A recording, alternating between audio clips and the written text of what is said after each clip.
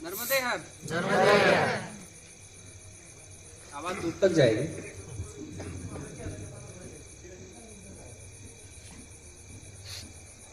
मैं मैया के आज अब दिन भी भूल गए कितने दिन से मैया के क्षेत्र में हूं। लग रहा है कि इन क्षेत्रों से ऐसा नहीं लग रहा है कि मैं इन क्षेत्रों में आया हूं, मुझे ऐसा लग रहा है कि मैं सदैव इन क्षेत्रों में रहा हूं।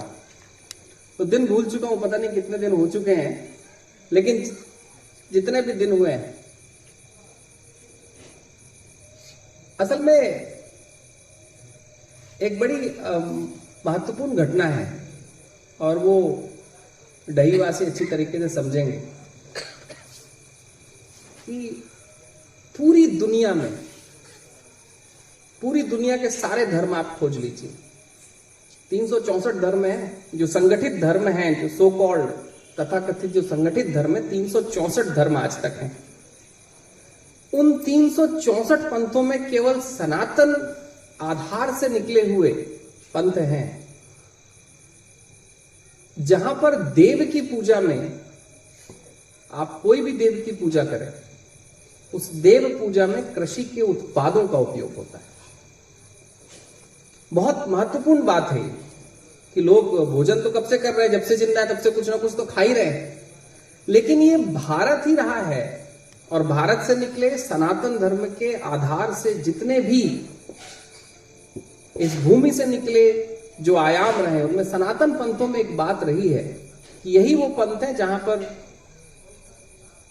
भगवान की पूजा के लिए अगर कृषि के उत्पाद न हो तो वो पूजा पूर्ण नहीं मानी जाती। अक्षत नहीं हो तो आप पूजा के अधिकार से ही वंचित हो गए। बड़ी महत्वपूर्ण बात है। ये महत्वपूर्ण बात इसलिए क्योंकि आज से जब वर्षों पहले ऋषियों ने, जब संतों ने, जब मुनियों ने पूजा पद्धति के ऊपर जब सोचना शुरू किया था, मैं तो वहां तक जाऊंगा, उस कुल की बात करूंगा, क्योंकि इन्हीं आसपास मैया के किनारे से ही ये सारी बातें रची गई हैं कि जब सनातन पंथ की पूजा पद्धति के बारे में जब सिद्धांत बनने शुरू हुए थे, जब शुरुआत हुई कि आखिर लोग भगवान तक पहुंचने के जो मार्ग है उन मार्गों में आहुति कैसे देंगे, वो भगवान की पूजा में विधि क्या यूज करेंगे, तो पूरी दुनिया में ये भारत ही था। और हम बड़े सौभाग्य वाले हैं कि हम आज उस तट के पास, उन तटों के पास है जहां से सौभाग्य निकल कर आया था। जब इस देश ने सोचा, इस देश के ऋषियों ने सोचा कि अगर भूमि के जनक के अधिकार से अगर पूजा वंचित हो गई तो भारत पूरा वंचित रह जाएगा। ये बड़ी महत्वपूर्ण बात है। मैं इसलिए इस बात को लेकर आया क्योंकि मैया के पूर्ण क्षेत्र ही, मान लीजिए आप, मैया का पूरा क्षेत्र ही कृषकों का क्षेत्र है। पूरा एग्रीकल्चर, सभी लोग खेती बाड़ी के साथ जुड़े हुए लोग ही हैं। और आज लाखों सालों से अगर परिक्रमा हो पा रही है, और मैं लाखों साल कह रहा हूं क्योंकि लाखों साल का इतिहास मेरे सामने है। जिसके मन में प्रश्न कर लेगा कि लाख साल कहां से हो गए, मैं तो इतिहास देखते हुए आ रहा हूं कि लाखों साल के इतिहास में मैया की परिक्रमा इसलिए संभव हो पाई क्योंकि ये एक ऐसे लोग थे, कृषक परिवार, ऐसे परिवार थे जहां से हम लोग सब निकल कर आए, जिन्होंने मैया की परिक्रमा करने वाले लोगों को भोजन की चिंता करने नहीं दी। एक घटना ऐसी थी कि जब हम लोग जितेंद्र जी के साथ हम लोग बैठे हुए थे और कार्यक्रम के शुरुआत में जब बात हुई कि भाई इतना बड़ा क्षेत्र है कृषकों के साथ का जुड़ा हुआ। असल में धर्म की दुनिया से हम लोगों ने कृषकों के आधार को देखा कम है। मुझे लगा कि धर्म की दुनिया से हम कृषकों के आधार को देखे नहीं। हमने सामाजिक आधारों से कृषकों को बहुत देखा है, लेकिन धर्म के आधार से कृषकों को हमने देखा नहीं है। अक्सर कृषकों की बात सामाजिक मंचों से होती है, धर्म के मंचों से कम होती है, और अगर होती भी है तो सामाजिक आधारों से होती है, धर्म के आधार से नहीं होती। देखिए कितनी महत्वपूर्ण बात है कि हमारा ही ये धर्म है जहां पर माता सीता अगर निकलती हैं तो वो भूमि से हल चलाते हुए कहीं राजा जनक को मिलती हैं। पूरी दुनिया में और कोई भरभागन ऐसे नहीं मिले हैं। हमारे यहां ऐसा होता है कि कृष्ण जी के बलराम जी कहीं पर हल रूप लेकर अपना सब कुछ, हमारे यहां हो रहा है। और कहीं पूरी दुनिया के 364 धर्मों में आपको कुछ नहीं मिलेगा। यानी कि एक बात तो तय है कि भारत के ऋषि कुल ने कृषकों का केवल सामाजिक आधार नहीं, उनका आध्यात्मिक आधार भी समझा था। अगर आध्यात्मिक आधार न समझा होता तो हमारे देव, हमारी देवों की पूजा कहीं कृषकों के उत्पादों से, देखिए आज जितनी हम लोगों ने पूजा की है, इसमें अगर कृषक न हो इस देश का तो हमारी पूजा संभव नहीं हो पाती, असंभव हो पाती। असल में कृषक, कृषि, भूमि ये बहुत आध्यात्मिक विषय रहा, इसलिए हमने बचपन से, हमने माता सीता की कहानी भी जब हमने सुनी है तो हमने जनकों के आधार से सुनी।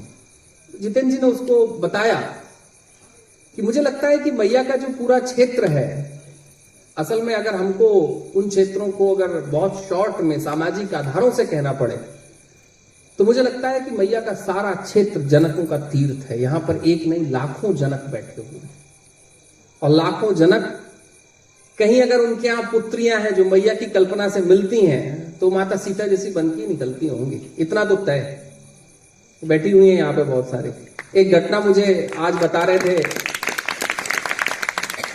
कि देखिए, जब मुझे बता रहे थे, आप घटना बता रहे थे कि जब पुत्र होते हैं तो मैया के पास जाके उपवास रखते हैं।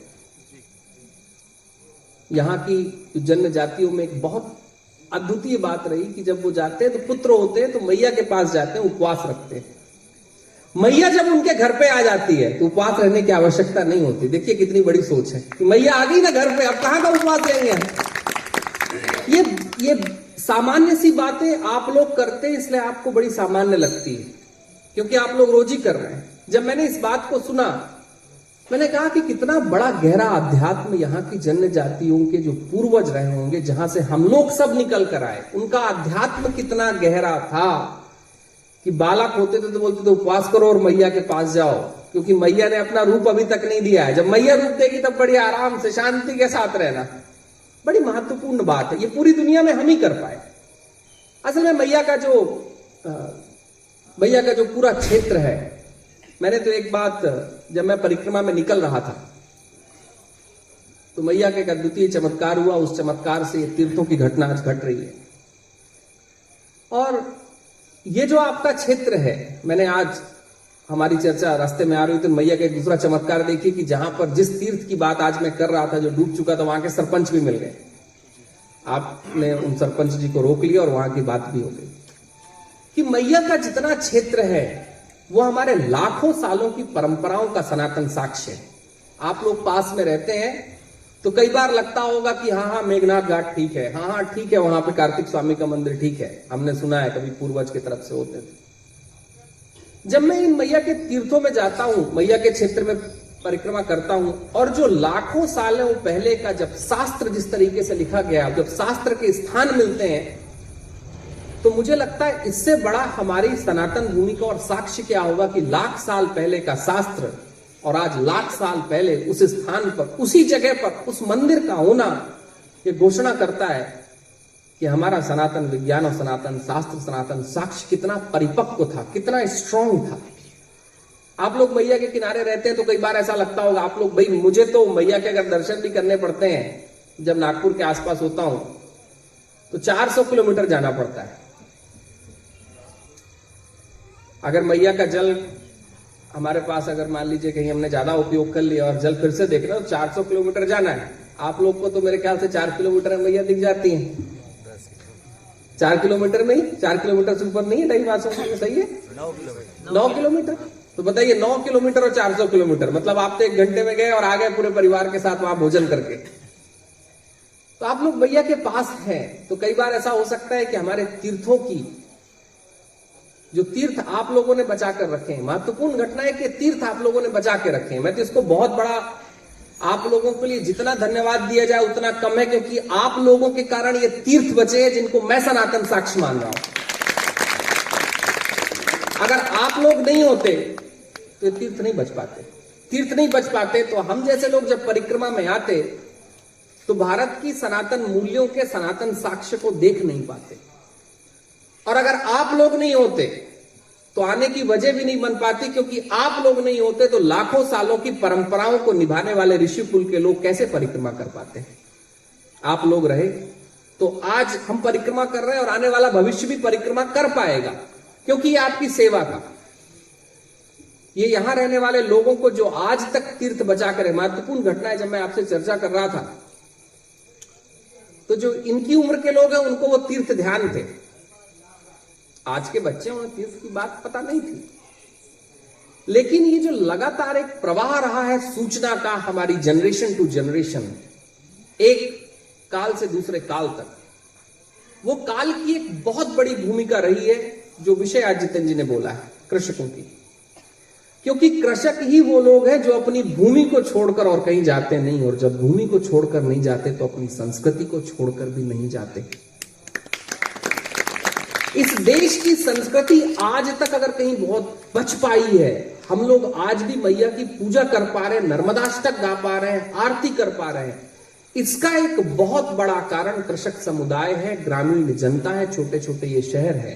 क्योंकि जब भारत को 1000 साल तक तोड़ा गया, उससे ज्यादा, तो शहर तो टूट गए, शहरों के तो बड़े बड़े मंदिर विदा कर दिए गए, लोगों ने आके तोड़ने की कोशिश की। हमारे ये तीर्थ बाकी बचे रहे, क्योंकि ये तीर्थ मैया के किनारे और कहीं कृषकों के आसपास थे। एक घटना है, मैं बताता हूं, और मुझे बहुत आनंद आया उस घटना को देखकर। गुजरात में वो घटना हुई थी, हम गुजरात में घुसे ही थे। मैं एक तीर्थ ढूंढ रहा था जहां पर मणि नागेश्वर जी ने पहली बार प्रार्थना की थी। जो मणि थे, सर्प, जिनको कहीं शिव जी ने अपना अलंकरण बनाया था, उन्होंने जब पहली बार प्रार्थना की थी तो एक सुखेश्वर करके तीर्थ है, वहां पर प्रार्थना की थी उसके पास। तो सुखेश्वर तीर्थ तो बहुत प्रचलित हो गया, लेकिन सुखेश्वर के पास शास्त्रों में लिखा हुआ है कि सुखेश्वर के पास, इस संगम के पास ये तीर्थ होगा। तो हम लोग सब, जितने लोग थे, सब खोज रहे थे।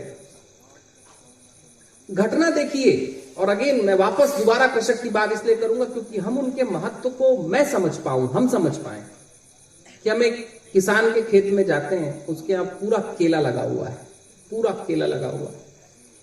भगवान का वो तीर्थ जहां पर मणि जी ने तपस्या की थी पहली बार, वो मंदिर वैसा का वैसा ही है, बाकी सब में केला लगा हुआ है। अगर वो चाहता तो बोलता कि आधा एकड़ की जमीन में केला और बो दिया जाए, लेकिन उसने बोला कि आधे एकड़ के केले की बजाय ये 1,00,000 साल का इतिहास बचाऊं या आधा एकड़ केला उपजाऊं, और उसने 1,00,000 साल के इतिहास को बचाया। मैं बहुत कोशिश किया कि उस कृषक से मिलूं, कोई वहां नहीं मिला, कोई भी नहीं मिला हमको, कोई भी नहीं था। हमने भगवान की पूजा की, और घटना देखिए कि ये घटना एक बार नहीं घटी है। मुझे लगता है कि जितने भी अपने महत्वपूर्ण तीर्थ हैं, ये सारे तीर्थों की आज भी जो कहीं सुरक्षा हो रही है, वो सुरक्षा इसलिए हो पा रही है क्योंकि कृषक समुदाय जो कृषि का काम करते हैं, या तो उनके खेतों में है, या उनके अधिकार में है, या उनके आसपास है। 75% तीर्थ मुझे अभी तक जो मिले हैं वो कृषकों की स्वामित्व वाली भूमि पर मिले हैं। 75% अभी तक के तीर्थ, अभी तो बहुत बाकी हैं, अभी तो हजारों और बाकी हैं, लेकिन मूलतः सारे तीर्थ कहीं वहां मिले। और एक दूसरी घटना देखिए, मैंने जितेंद्र जी को घटना कही थी, और वो घटना यहां के लिए बड़ी महत्वपूर्ण है क्योंकि उनके बीच से हम होते हुए जा रहे हैं। हम एक जगह पर पहुंचते हैं और जनजाति के कुछ लोग होते हैं। एक बहुत प्राचीन मंदिर मैया के क्षेत्र में ऋणमुक्तेश्वर का आता है।